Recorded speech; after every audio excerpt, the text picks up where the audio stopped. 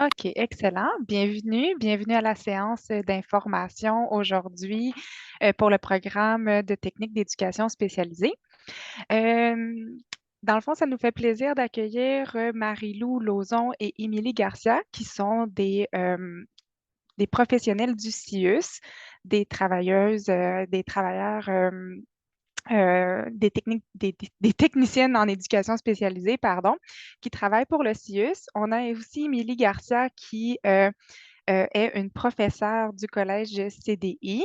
Donc, ça nous fait plaisir de les accueillir et elles vont vous parler un petit peu plus tard dans la séance d'information. Donc, si votre objectif est de travailler auprès d'une clientèle à besoins particuliers, en réadaptation et en intégration sociale, ben, je vous invite à rester connectés. On va pouvoir regarder tout ça ensemble aujourd'hui. Alors, bienvenue à tous. Le collège CDI, voilà. Ordre du jour. Donc, on va faire un petit aperçu du collège CDI. On va regarder ensemble aussi un survol du programme en technique d'éducation spécialisée. On a des présentatrices invitées, comme je vous ai mentionné tout à l'heure, Marie-Lou Lauzon et Émilie Garcia qui sont avec nous. Donc, bienvenue, merci d'être là. Et on va regarder aussi pourquoi ça serait le bon moment de s'inscrire et de retourner aux études au collège CDI dans le programme en éducation spécialisée. On va également avoir des conseillers, conseillères aux admissions qui vont pouvoir répondre à vos questions à la fin de la présentation. Donc, si vous avez des questions, vous pouvez les écrire dans le chat, mais vous pouvez aussi attendre à la fin.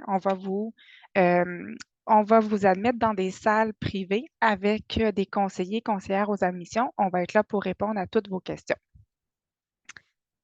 Alors, qui sommes-nous, le collège CDI? Donc, pour plusieurs d'entre vous, vous le savez, on a plus de 50 ans d'existence. On est d'un océan à l'autre, donc on a des campus à travers tout le Canada. Donc 23 campus en tout à travers tout le Canada, dont 5 au Québec. On a des campus à Laval, Longueuil, Montréal, Pointe-Claire et Saint-Léonard. Euh, et on offre des programmes menant à l'AEC, donc l'attestation d'études collégiales, et le DEP, le diplôme d'études professionnelles. Donc, le programme en technique d'éducation spécialisée, c'est un AEC, donc une attestation d'études collégiales. Donc, nos présentatrices invitées aujourd'hui, on a Émilie Garcia. Bonjour Émilie, merci d'être présente avec nous aujourd'hui. Et on Bonjour, a également, bonjour Émilie, ça va bien? oui, ça va, merci. Donc, Émilie, elle est enseignante pour le Collège CDI depuis quelques années déjà avec nous. Donc, c'est un grand plaisir de l'avoir avec nous aujourd'hui pour nous parler du programme en technique d'éducation spécialisée. Alors, je te laisse la parole. Parfait, merci. Donc, je vais commencer, dans le fond, si on peut changer la diapositive, Genève, s'il vous plaît. Est-ce que c'est celle-ci que tu aimerais Oui, avoir? parfait. Oui, c'est bon. Donc, on va parler de la description de cours aujourd'hui. On va surtout parler des stages qui sont très importants là, en termes là, du AEC. Je vais vous parler aussi un peu du travail de l'éducateur spécialisé, des types de clientèle avec lesquels vous pouvez travailler. Quelques tâches, on ne les énumérera pas toutes aujourd'hui, il y en a plusieurs, mais les principales, les qualités et caractéristiques recherchées que je vais probablement laisser à Marie-Lou vous partager puisqu'elle est gestionnaire en CIUS aussi, donc elle va être en mesure de plus vous partager là, les caractéristiques qui sont recherchées et les possibilités de carrière. Donc, si on passe à la liste des cours, Genève, merci. Donc, au niveau du ASC en éducation spécialisée, c'est un ASC qui se donne sur 18 mois. Donc, c'est un ASC que vous allez retrouver des cours de 45 heures et des cours de 60 heures. Donc, c'est des cours qui sont donnés en continu. Euh, Au travers les cours, vous avez aussi des stages. Donc, vous avez 3 stages en éducation spécialisée. Le premier stage est un stage de 60 heures. Le deuxième stage est un stage de 360 heures et le troisième stage est un stage de 570 heures. Au niveau des stages, en fait, ce qu'il faut vraiment savoir, c'est que vous voyez la liste de cours présentement affichée. Donc, ce qui est important, c'est pour pouvoir passer à un stage, c'est important d'avoir complété, dans le fond, les cours qui viennent avant le stage.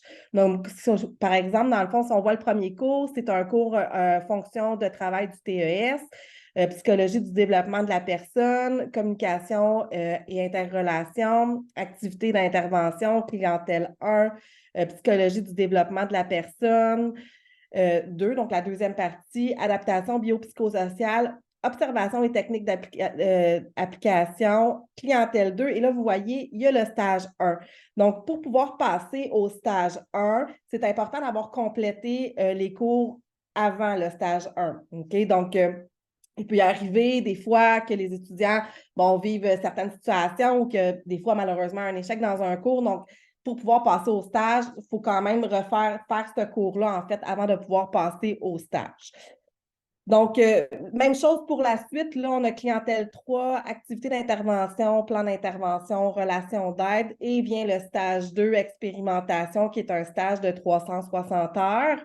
Et par la suite, animation des groupes de clientèle d'équipe de travail, difficultés d'apprentissage et troubles de comportement, intervention en situation de crise, approche d'intervention et problématiques d'adaptation, réseau et services, contexte social de la personne et à la fin du parcours, vous avez le projet d'intégration qui est un projet qui vient englober un petit peu toutes vos connaissances sur tout ce que vous avez appris durant votre ASC. Par la suite vient le stage 3. Donc, le stage 3, vous terminez en stage 3. C'est un stage de 570 heures. Donc, à ce moment-là, c'est ça qui va compléter votre ASC. Encore une fois, pour pouvoir avoir accès au stage 3, il faut avoir complété les cours qui sont préalables au stage 3. Si on revient un petit peu sur les stages, donc les stages, vous avez la possibilité d'être accompagné pour la recherche de vos stages. Donc, on peut vous soutenir dans cette recherche-là, le collège ou les personnes au placement et les enseignants aussi qui sont dans le domaine. Donc, ils ont aussi des contacts avec des milieux, peuvent vous soutenir. Vous pouvez aussi vous-même vous trouver votre propre milieu de stage. Donc, ça aussi, c'est autorisé. À ce moment-là, dans le fond, c'est d'en parler avec votre enseignant, enseignante et de mentionner que vous avez un milieu de stage qui vous intéresse. Puis, l'enseignant va faire le suivi avec le milieu pour s'assurer que le milieu, dans le fond, va pouvoir répondre aux exigences d'évaluation en termes du AEC. Pour ce qui est des stages, ce qui est important à savoir, c'est que, tous les stages sont faits dans des milieux d'intervention. Donc, il faut absolument que la personne qui vous suive en stage soit un éducateur spécialisé, soit un psychoéducateur ou soit un intervenant en délinquance. Donc, c'est vraiment les 3 professions qui sont autorisées à pouvoir vous suivre en stage. En stage 1, on autorise aussi les travailleurs sociaux parce que ça englobe quand même les mêmes compétences que le stage 1, le travail des travailleurs sociaux. Donc, à ce moment-là, pour le stage 1 aussi, c'est autorisé. Donc, les agences de placement, bien spécifié que les stages au niveau des agences de placement, on n'autorise pas, là, dans le fond, que les étudiants fassent leur stage avec des agences de placement parce que malheureusement, il n'y a pas de possibilité pour l'enseignant de pouvoir évaluer l'étudiant puisque la personne qui embauche n'est pas directement dans le milieu d'intervention. Pour ce qui est des garderies aussi, donc c'est bien un AEC en technique d'éducation spécialisée. Donc, les garderies peuvent être autorisées en stage si c'est une garderie où est-ce qu'il y a des éducateurs spécialisés sur place parce qu'ils doivent répondre à des interventions pour des enfants qui ont des besoins particuliers. Donc, si vous n'êtes pas suivi par un éducateur spécialisé et qu'il n'y a pas non plus ce type d'emploi-là dans cette garderie-là, la garderie ne pourrait pas être acceptée pour votre stage. Donc, pour moi, ça fait le tour là, au niveau des cours. Donc, si on parle au niveau, en fait, des attitudes, en fait, je vais commencer peut-être plus par les clientèles. Là. En technique d'éducation spécialisée, il y a plusieurs choses que vous pouvez faire. Vous pouvez travailler en adaptation, en réadaptation, en prévention ou en réinsertion sociale. Donc, c'est vraiment les 4 sphères dans lesquelles on travaille comme éducateur. On travaille dans le vécu partagé des personnes. Ce que ça veut dire, le vécu partagé, c'est qu'on est vraiment au quotidien dans la vie de la personne, en accompagnement, en soutien, en intervention. Puis, bon, il n'y a pas d'ordre. Là, on va mettre dans le chat un lien, peut-être si vous voulez aller voir plus en profondeur, là, mais on n'appartient pas à un ordre spécialisé. Par contre, notre travail est balisé par des lois, par des règles, par une charte aussi. Donc, c'est important d'en prendre connaissance, c'est important de travailler selon ces balises-là. Les diverses clientèles, ben, en éducation spécialisée, là, vous allez vraiment toucher à toutes les clientèles. C'est pour ça que quand je vous ai présenté le plan de cours, vous avez vu, là, on va parler du développement, on va parler des interventions de crise, on va parler vraiment de plusieurs types de clientèle parce que ben, on est appelé à travailler avec vraiment toutes les clientèles là, possibles là, au niveau dans la société, finalement, là, autant en santé mentale, en déficience intellectuelle, en troubles du spectre de l'autisme, en psychiatrie, dans les écoles, comme éducateur spécialisé en soutien aux enseignants, dans les milieux psychiatriques, je crois que je l'ai dit, en clientèle qui ont des problèmes neurologiques, en personnes victimes de violences, en déficience physique, avec des jeunes en difficulté d'adaptation, comme par exemple les centres jeunesse, en itinérance, en dépendance. Donc, vraiment, on voit vraiment pas mal toutes les clientèles durant l'AEC parce que vous allez pouvoir, en fait, selon votre goût à vous, là, en termes de clientèle, vous allez pouvoir être appelé à travailler avec différents types de clientèle dans votre vie professionnelle. Donc, au niveau des milieux, ben, on va travailler en CHSLD, en milieu scolaire, en centre jeunesse, en milieu psychiatrique, en milieu hospitalier, en centre de physique, dans le fond, de réévaluation physique pour les personnes. On va travailler aussi, bon, certains dans des garderies. Donc, il y a vraiment plusieurs milieux là, auxquels on peut travailler. Il y a beaucoup d'éducateurs aussi qui peuvent s'en aller vers le privé. Quand je dis privé, donc c'est de eux partir leur propre bureau finalement là, pour offrir des services au privé, dans le fond, dans des familles. Donc ça, c'est une possibilité. On va travailler aussi dans différents milieux là, de rue. Donc, des fois, on va retrouver des éducateurs spécialisés dans les milieux de rue, par exemple. Là, je ne sais pas si ça vous dit quelque chose, l'Anonyme, là, qui est un autobus là, qui se promène à Montréal là, pour fournir là, du matériel de consommation là, qui n'est pas souillé aux personnes itinérantes, etc. Donc, on peut retrouver aussi des éducateurs dans ces milieux-là. Il y a les milieux communautaires, il y a les milieux privés et il y a les milieux comme les gouvernementaux, comme les CIUS. Donc, c'est vraiment dans ces trois sphères-là qu'on va retrouver les éducateurs spécialisés. Ce qu'il faut savoir aussi, comme éducateur spécialisé, on peut être appelé à travailler sur des horaires variables. Hein? Donc, des horaires variables, ça veut dire que la plupart du temps, un horaire typique d'un éducateur, c'est soit 35 heures, 38,75 heures semaine. Travailler une fin de semaine sur deux dans les milieux hospitaliers, dans les centres jeunesse, c'est quelque chose qui est vraiment, c'est ça les horaires. Il peut y avoir aussi des horaires conventionnels comme du lundi au vendredi, par exemple, comme dans les écoles ou si vous travaillez dans des milieux en soutien aux familles à l'externe. Donc, c'est plus des horaires du lundi au vendredi. Les caractéristiques là, vraiment importantes, là, je vais en nommer quelques-unes parce que Marie-Lou va revenir là, tantôt vous parler de tout ce qui est au niveau de l'embauche, de ce qu'on recherche vraiment sur le terrain. Mais c'est sûr que quelqu'un qui a de l'empathie, de l'écoute, qui a une volonté à vouloir aider, qui aime le contact humain, qui est dans une approche non jugeante, qui a une belle capacité d'adaptation ou qui est en mesure de développer une capacité d'adaptation, parce que je vous dirais que c'est un des critères les plus importants dans ce domaine-là. Donc, faire preuve de jugement dans nos actions. Donc, c'est vraiment des caractéristiques importantes là, chez l'éducateur spécialisé. Donc, ceux qui veulent s'inscrire au cours, il faut que ce soit des caractéristiques, dans le fond, qui vous interpellent ou que vous êtes en voie de développer ou que vous souhaitez développer au cours de votre parcours. Si je reviens, j'ai juste oublié au niveau des cours, là, si je reviens au niveau des cours rapidement, c'est souvent, en fait, au niveau du collège, il y a différentes façons, dans le fond, au niveau de l'enseignement. Donc, vous pouvez avoir au travers de votre parcours de 18 mois, vous pouvez avoir un, deux ou trois enseignants. Donc, ce ne sera peut-être pas toujours le même enseignant qui va vous enseigner. Pourquoi? Ben, pour une fois, d'une part, ben, parce que souvent, des fois, c'est au niveau de la disponibilité de l'enseignant. Puis d'autre part, ben, parce qu'on veut le plus possible vous fournir de l'enseignement varié.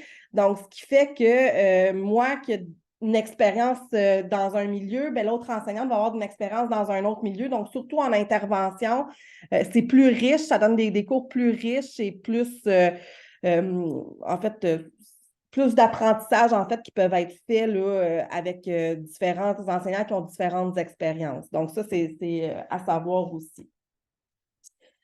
Donc, voilà, moi, je pense que j'ai fait le tour pour ma part. Je pourrais passer la parole à Marie-Lou. Bonjour Marie-Lou. Bonjour, Bonjour, ça va bien? ça va bien toi? Bonjour, bienvenue avec nous. Donc Merci. Marie-Lou, vous travaillez avec un CIUS, c'est ça? Oui, dans le fond, moi, je suis chef de service en réadaptation en milieu de vie substitut, coordination des RAC TGC. Oh, c'est Donc, un grand un titre. grand titre, oui, exactement. Donc, à la base, ben, moi, je suis gestionnaire, anciennement éducatrice spécialisée en TGC et j'ai été enseignante au collège CDI aussi avec Émilie. Ah, bon, excellent, bienvenue. Merci d'être présente avec nous. Donc, je vous laisse faire votre présentation. Oui, est-ce que François, je présentais mon document? Oui, c'est correct?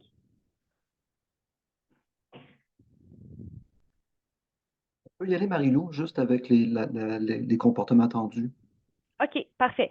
Dans le fond, là, un des documents que moi j'avais fait ressortir qui pourrait vous être utile là, pour bien comprendre, c'est le document qui s'appelle Appropriation de l'offre de service et les comportements attendus face à vous, qui sont dans votre travail de tous les jours. C'est des éléments qui, nous, on va évaluer là, à travers toute votre carrière. Donc, les principales responsabilités qui sont rattachées à votre fonction d'éducateur dans nos milieux, c'est principalement ben, la relation d'aide, qui sont quand même le fondement là, de l'éducation spécialisée auprès de toutes sortes de clientèles. Donc, toute votre capacité d'entrer en relation, empathie, créer des liens de confiance avec la personne, sa famille, les partenaires, vos collègues. Par la suite, vous avez tout ce qui est votre jugement clinique. C'est la capacité de percevoir objectivement une situation, d'arriver à des conclusions pertinentes et d'effectuer des interventions qui sont adéquates aux besoins que vous trouvez, autant auprès de la clientèle, de vos partenaires, des familles. Par la suite, vous avez le sens de l'analyse, qui est la capacité d'identifier des éléments significatifs dans une situation donnée, recueillir les informations utiles, donc tout ce qui est la cueillette de données qui va vous servir pour vos analyses, puis établir les liens logiques entre les données que vous avez recueillies et les solutions que vous voulez trouver. Vous avez aussi la communication orale et écrite auprès de vos collègues de travail particulièrement parce que c'est vos principaux partenaires de proximité. Vous avez la communication orale écrite avec les partenaires à l'externe quand vous en avez. Vous avez la communication auprès de votre clientèle parce que vous devez vous adapter votre communication en fonction de la clientèle que vous avez devant vous, de la famille, du groupe et tout. Fait que ça fait partie aussi de la communication là, de votre savoir-être comme intervenant. Fait que ça aussi, ça va devoir se bâtir chez vous. Vous avez votre responsabilité au niveau de votre positionnement, de votre leadership. Ce que ça veut dire, c'est que quand vous travaillez dans un groupe de travail en équipe, vous avez la capacité d'influencer positivement ou négativement soit le groupe, l'individu que vous avez devant vous. Puis nous, on s'attend à ce que vous deveniez un leader positif dans votre équipe de travail. Donc, c'est pas de ne pas avoir de pensée négative, mais c'est d'éviter que vos perceptions négatives traînent et aient la capacité d'influencer de façon négative un groupe. Donc, on cherche toujours à apporter une perception qui va nous amener en groupe à réaliser là, nos objectifs, puis qu'on se fixe les mêmes objectifs ensemble. L'esprit d'équipe, c'est primordial parce que autant dans vos travaux d'équipe à l'école que dans le travail comme éducateur spécialisé, vous êtes une petite partie du travail clinique. Vous ne pouvez pas voir la personne 360 parce que vous travaillez soit sur un corps de travail, quelques jours, vous avez seulement une partie de la spécialité. Donc, c'est sûr que le travail d'équipe, l'esprit d'équipe, puis la collaboration avec vos partenaires internes, vos partenaires externes, vos collègues de travail, ben, ça va vous amener une plus grande vision de l'usager, ça va va augmenter vos connaissances auprès de votre clientèle, auprès de toutes sortes de connaissances, là. Donc, on porte une contribution, on collabore ensemble, on travaille ensemble pour dans le même but, tout le monde ensemble. La flexibilité, qui est aussi la capacité d'adaptation, c'est une responsabilité que vous avez en tant qu'employé comme éducateur spécialisé dans la majorité des milieux. Vous devez vous adapter aux besoins de la personne devant vous, à l'usager, aux changements dans votre environnement parce qu'il peut arriver plein de sortes de choses. L'établissement change d'endroit, on déménage, on va changer au niveau de l'usager parce qu'on va changer de clientèle. Donc, on doit modifier nos comportements en tenant compte de l'opinion et des besoins perçus aussi par les autres. Donc, toute votre capacité d'adaptation, la flexibilité là, que vous allez avoir est c'est super important. Dans votre organisation personnelle, mais dans votre professionnalisme aussi, c'est tout d'organiser les éléments dans votre travail de façon à gérer votre temps le plus efficacement possible. Probablement qu'Émilie vous en a parlé, mais vous devez, dépendamment du milieu, répondre à des procédures, des politiques, des obligations au niveau légal. Donc, si on parle par exemple d'un plan d'intervention, ben, vous devez vous organiser dans votre agenda, dans votre temps, dans votre participation, afin qu'on réponde à la loi par exemple, à la L4S, du 90 jours de révision d'un plan d'intervention. Donc, c'est à vous de prendre le leadership dans l'organisation professionnelle pour arriver à répondre à ces obligations légales-là.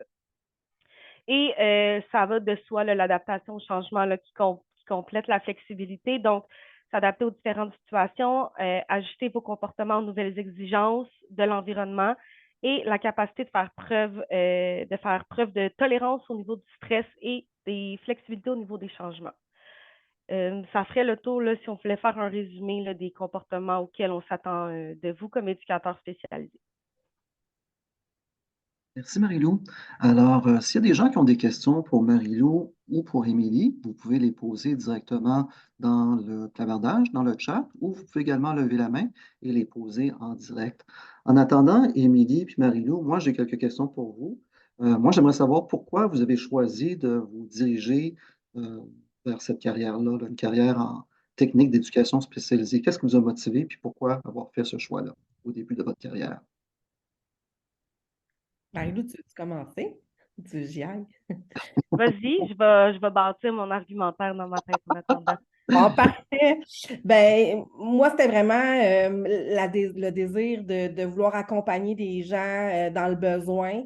C'est sûr que je viens aussi d'une famille où est-ce qu'il y a beaucoup d'enseignants, il y a beaucoup de gens qui travaillent en relation d'aide. Donc, c'est sûr, ça m'a interpellée là, dans ma vie, là. Mais sinon, c'est vraiment le désir d'aider, le vouloir.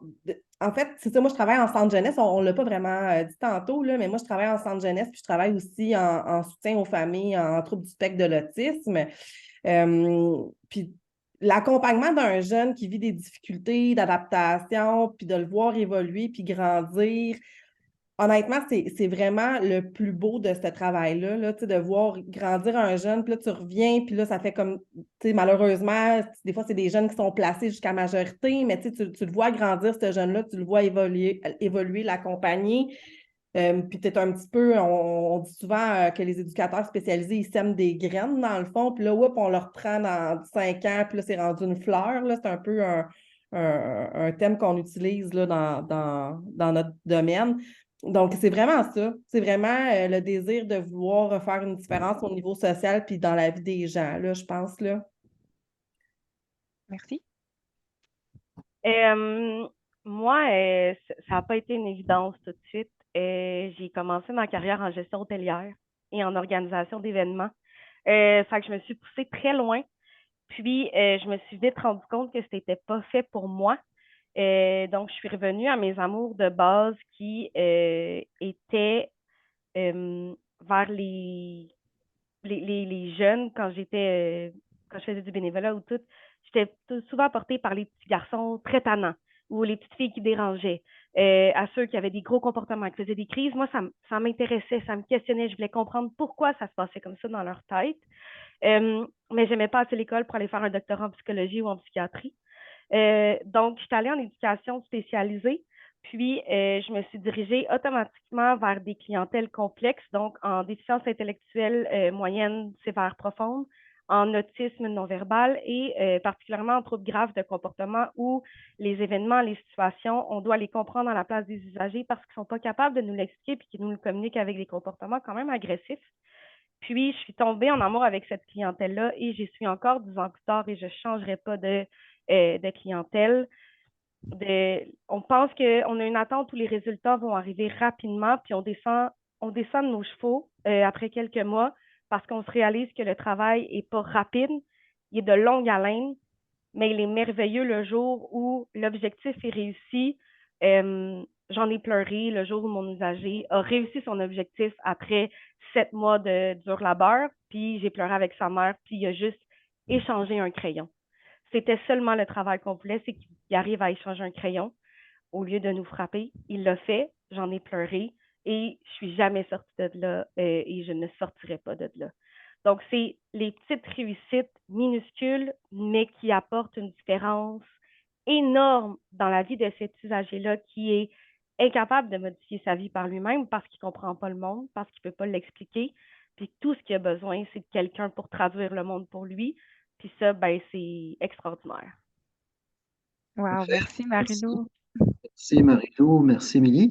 Émilie, j'ai une question peut-être un petit peu plus technique. Il y a deux participants qui nous demandent Oui. comment procéder si jamais on échoue un cours en particulier.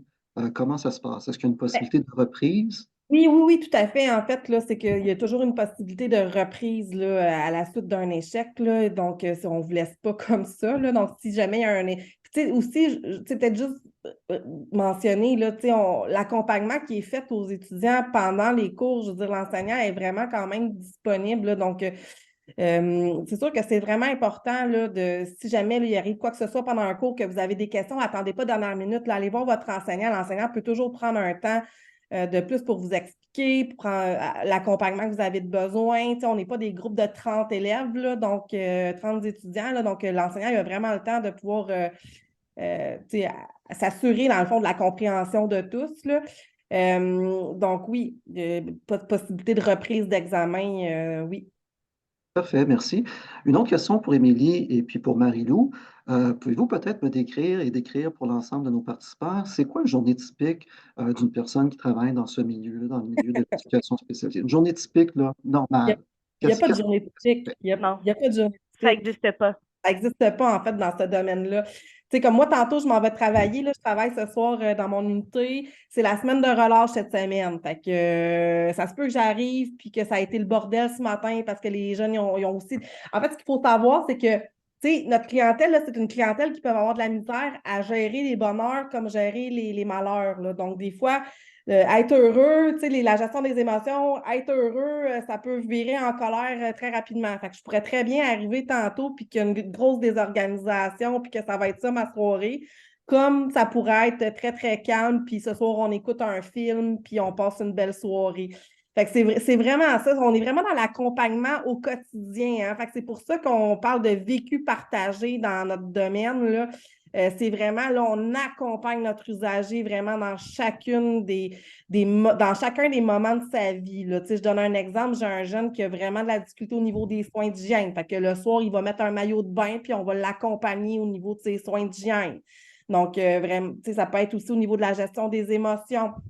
Donc, notre quotidien, c'est ça qui est le fun, en fait, de ce domaine-là, c'est que c'est tout le temps une surprise, tu sais. Fait que c'est pour ça la capacité d'adaptation, c'est vraiment quelque chose qui est super important parce que on peut arriver, puis, tu sais, quand je travaille dans des unités, par exemple, LSJPA, là, LSJPA, c'est la loi des jeunes qui sont sous la loi pénale, là. Donc, je pourrais avoir une fugue dans ma soirée, puis c'est ça que je gère, là, tu sais. Fait que tout dépendamment du milieu où est-ce qu'on est, ça peut être très, très variable, très Au niveau des tâches, peut-être, au niveau d'éducateurs spécialisés, on peut arriver, on a des plans d'intervention à faire, on a à poursuivre des interventions qui ont déjà débuté, par exemple. C'est de l'accompagnement vraiment au quotidien, autant dans les milieux que Marie-Lou travaille, autant en centre jeunesse. C'est vraiment ça. Merci. La journée typique d'un éducateur spécialisé là, va dépendre de l'endroit où vous travaillez, va dépendre de la clientèle avec laquelle vous travaillez, va dépendre du cadre de travail avec lequel vous allez travailler, puis va dépendre de la journée de la semaine. Parce qu'un lundi matin ne sera jamais pareil qu'un samedi soir, puis ça ne sera jamais pareil dans l'unité à Émilie un samedi soir que dans mon unité à moi, d'une semaine de relâche ou pas. Fait que vous allez apprendre que le mot typique n'existe pas. Il va falloir que vous le sortiez de votre vocabulaire parce que même si vous choisissez un milieu, une clientèle, votre journée ne sera pas pareille du lundi au dimanche de 6h à 18h. Ça n'existe pas. Fait que le mot typique ne peut plus être utilisé le jour où vous rentrez comme éducateur spécialisé. Ça perd tout son sens. Oui. C'est que si je comprends bien, c'est un travail où il y a beaucoup de tâches, c'est un travail varié. Moi, si je vous demandais à toutes les deux, Émilie et Marie-Lou, quelle est la partie de votre travail qui vous appelle le plus? Qu'est-ce qui est le plus enrichissant ou le plus stimulant pour vous? Qu'est-ce que vous aimez le plus? L'accompagnement. C'est l'accompagnement au quotidien, c'est vraiment ça. C'est de voir évoluer notre client, notre jeune ou notre. C'est ça, c'est vraiment l'accompagnement au quotidien. Là, juste de. Tu sais, un jeune, par exemple, qui fait des crises à tous les jours, puis que là, aujourd'hui, là, il a fait une crise, mais il t'a pas insulté. On vient déjà de gagner quelque chose, tu sais. C'est vraiment ça, notre travail, tu sais. C'est vraiment petit peu par petit peu. L'accompagnement, là, tu sais, vraiment d'y aller graduellement selon la personne. Tu sais, que je pense, par exemple, en TGC, que Marie-Lou, elle a travaillé. Moi aussi, j'ai travaillé longtemps en TGC. Tu sais, l'usager qui va se désorganiser, mais qu'aujourd'hui, il ne cassera rien. Ben, on va être content, là, puis on va le valoriser, puis on va lui dire hey, bravo, aujourd'hui, tu m'as peut-être insulté, mais tu n'as pas pété un mur. On est vraiment fiers de toi. C'est vraiment ça, là. C'est vraiment des petites réussites au quotidien. C'est vraiment ça le plus fun de notre job, je pense. TGC, Émilie, est-ce qu'on... Ouais. TGC, là, c'est trouble grave du comportement. Puis là, malheureusement, vous êtes tombé sur 2 personnes qui ont travaillé en TGC, qui ont travaillé en TGC. Je veux juste qu'on se rassure. Ouais. Il y a l'équivalent de 5 à 15% de notre clientèle DITSA au CIUS du Centre-Sud qui ont potentiellement un trouble du comportement ou un trouble grave du comportement. Fait que je veux juste qu'on se rassure, on utilise trouble grave de comportement, mais le trouble grave de comportement n'est pas une majorité. Vous allez pouvoir travailler en centre jeunesse, puis ils n'en auront pas de TGC. Vous pouvez travailler en DIPSA, puis ils n'en ont pas de TGC. Vous pouvez travailler ailleurs, ils n'en ont pas de TGC. Dans les écoles, par exemple. Il y a des écoles où ils ont du TGC, il y a des écoles où ils ont du trouble de comportement seulement, puis il y a des écoles où ils n'en ont pas du tout.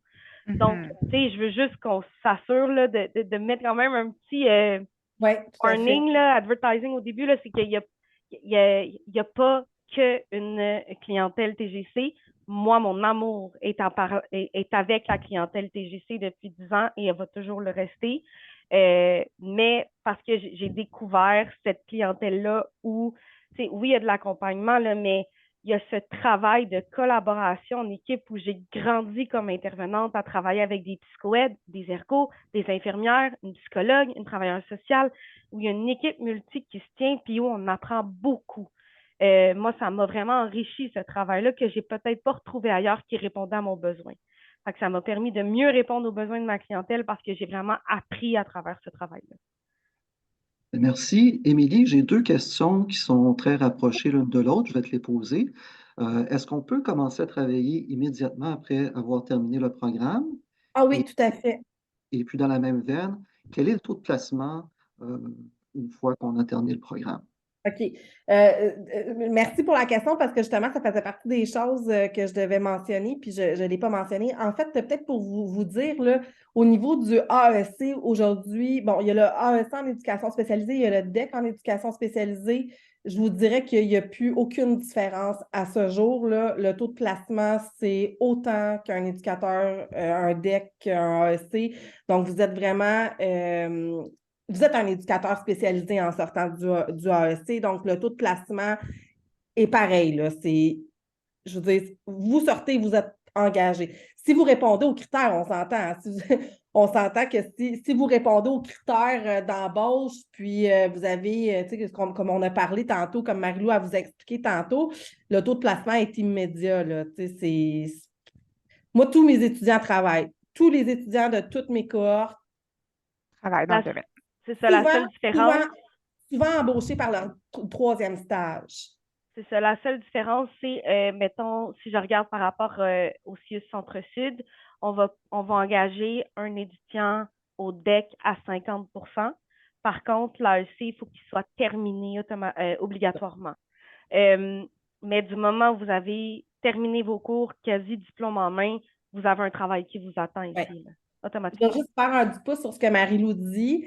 En centre jeunesse, les étudiants au AEC, en éducation spécialisée, après la moitié de leur parcours, pourraient travailler comme moniteur dans les centres jeunesse. Donc, moniteur, c'est quoi? Ben, il est en accompagnement l'éducateur spécialisé. Donc, il fait aucune tâche clinique, mais il est en accompagnement des jeunes aussi. Donc, en centre jeunesse, actuellement, moi, je travaille avec des moniteurs qui ont été au AEC ou qui sont au AEC, puis ils travaillent avec moi sur le plancher. Donc, ils vont vraiment être là en soutien à l'éducateur spécialisé. Merci. Parfait, merci. On a Amira qui veut poser une question, donc je vais lui laisser la parole. Mais avant de laisser la parole à Amira, il y a une question flash que je veux te poser, Émilie, qu'un participant nous demande. C'est quoi les conditions d'admission pour ce programme-là? Au AEC? Oui, oui, oui. Ben, ça, cette question-là, c'est une question que je poserais peut-être plus à l'admission, là. On va pouvoir lui Parce que répondre parce que à c'est l'admission. parce que c'est du cas par cas, en fait, là, vraiment, là, c'est du cas par cas. On va pouvoir répondre aux questions On au a des niveau de salles de l'admission. discussion. Ce sont des salles de discussion à la fin où vous allez pouvoir poser vos questions. Amira, vous avez une question à nous poser? Oui, bonjour, j'espère que vous allez bien. En fait, en fait, moi, j'ai déjà commencé, je sais pas si vous m'entendez bien, mais j'ai déjà commencé mes, mon cours de TES dans un cégep, mais je suis en deuxième année, j'ai pas encore commencé mes stages, donc j'aimerais juste savoir vous gérez ce genre de cas. C'est une question très personnelle et individuelle, en fait. Au niveau de la réponse, ça va plus être avec un conseiller aux admissions qui va pouvoir répondre à cette question-là. Donc, il faut évaluer votre dossier plus profondément, à savoir est-ce que vous pourriez transférer vers le collège CDI? Si c'est une possibilité, comment on va pouvoir le faire? Donc, si vous voulez, on pourra répondre à votre question de façon, même pas dans les salles tout à l'heure, vraiment de façon plus personnelle. Un conseiller aux admissions pourra communiquer directement avec vous pour évaluer votre dossier parce qu'il est très précis, là. Oui, Parfait. ça serait vraiment apprécié. Parfait. Merci. Puis, Alors, Merci à vous. oui, Émilie, merci, merci d'avoir participé, merci de la plaisir. présentation, c'était très intéressant. Ça fait Genève, plaisir. on te propose Excusez-moi, désolée. Ah, comment ils vont me communiquer l'information? Par téléphone ou par mail? on a Quelqu'un des va salles de prendre le temps de discussion, vous appeler. oui, on a des salles de discussion à la Ok, fin et puis on va pouvoir prendre vos coordonnées. merci. Il s'agit juste de rester jusqu'à la fin de la présentation. Genève, on te repasse la parole. Oui, certainement. Merci, Émilie. Merci, Marie-Lou. Oui. C'était super intéressant, enrichissant de vous avoir parmi nous aujourd'hui. Alors, euh, donc pourquoi choisir le collège CDI? On a quelques petits avantages à vous partager aujourd'hui. Donc, on a des cours qui sont axés sur la pratique. Donc, comme tout à l'heure, Émilie nous parlait, les professeurs, les classes sont de dimension humaine. Donc, on n'a pas c'est pas des classes de 30 ou 60 ou même 100 élèves dans la classe, là, comme à l'université. On a environ une 15 à 25 étudiants par classe. Donc, le professeur peut vraiment prendre le temps avec vous de répondre à vos besoins de façon plus particulière. On y va normalement un cours à la fois. Donc, par exemple, si vous faites le cours de communication interrelation, vous faites que ce module-là durant 60 heures, 75 heures. Vous passez votre examen et vous passez au module suivant. Donc, plus facile de se concentrer sur une matière à la fois que d'avoir plusieurs cours dans la même semaine si vous étiez au DEC, par exemple. Donc, l'AEC, ici au Collège CDI, on y va normalement un cours à la fois. On va avoir des professeurs là, qui sont chevronnés. Donc, comme Émilie le disait, on a des enseignants qui travaillent dans le domaine, qui font partie du milieu. Vous allez pouvoir échanger avec eux de leur expérience. Ça va être enrichissant. Euh, on a des cours qui offrent un milieu de stage. Donc, dans le programme en éducation spécialisée, on en a quand même beaucoup parlé du stage. On a 3 stages. On vous suggère normalement de faire 3 stages dans 3 milieux différents parce que vous avez pu voir que euh, c'est une clientèle qui est très variée en éducation spécialisée. Donc, on peut autant travailler avec la petite enfance, mais on peut travailler dans les écoles, on peut travailler avec le CLSC, on peut travailler dans les centres de personnes âgées. Donc, on vous suggère de faire 3 stages euh, différents, mais ça va être à voir là, avec votre professeur, puis le service de placement. Je m'excuse, Geneviève. Je Oui, m'excuse, j'aimerais juste rajouter quelque chose à ce que tu viens de dire, si c'est possible. Là, j'ai levé la main, je ne l'ai pas coupé, je suis désolée. En fait, c'est une obligation de faire 3 stages avec 3 clientèles différentes dans le programme d'éducation spécialisée. Donc, c'est ce qui est demandé. Ils doivent vraiment merci. changer de clientèle. C'est une obligation. Merci. Merci.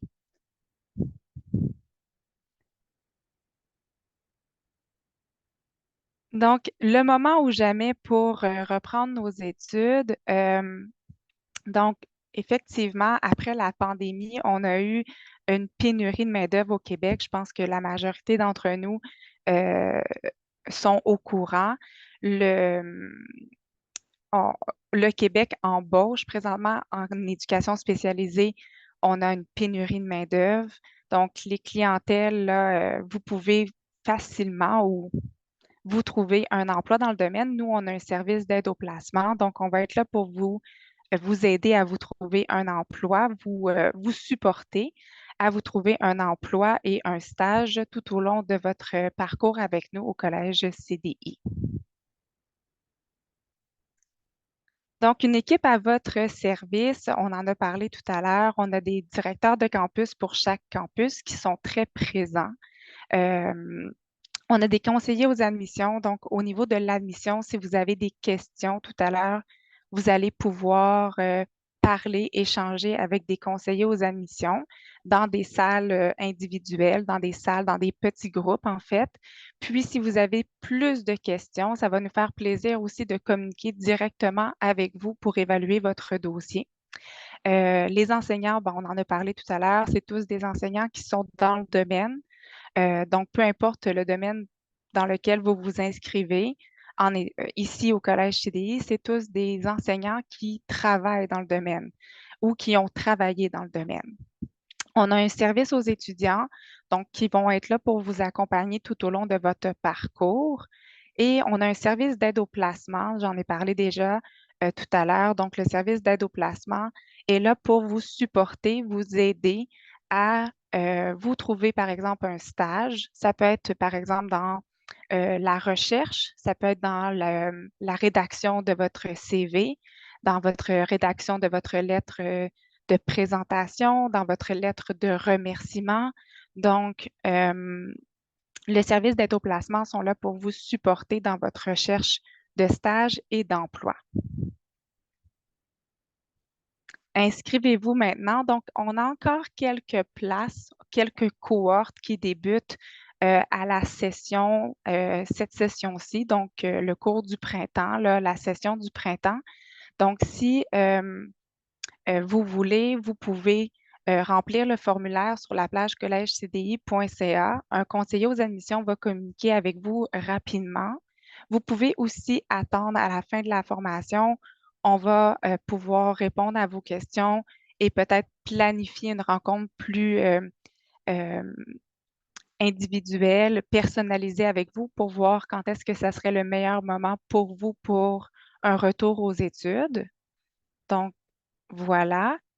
On a des plateformes. Vous pouvez nous suivre sur Twitter, Facebook, en fait, Instagram. Si vous voulez vous connecter, là, dans le fond, vous avez ici les liens pour pouvoir le faire. On a des activités, on a des séances d'information comme on vient de faire aujourd'hui qui sont affichées sur ces plateformes-là. Mais on a aussi des activités comme des salons carrières où on va participer, qu'on va pouvoir vous partager là, sur nos plateformes là, des réseaux sociaux. Alors voilà, je vais laisser François prendre la parole pour pouvoir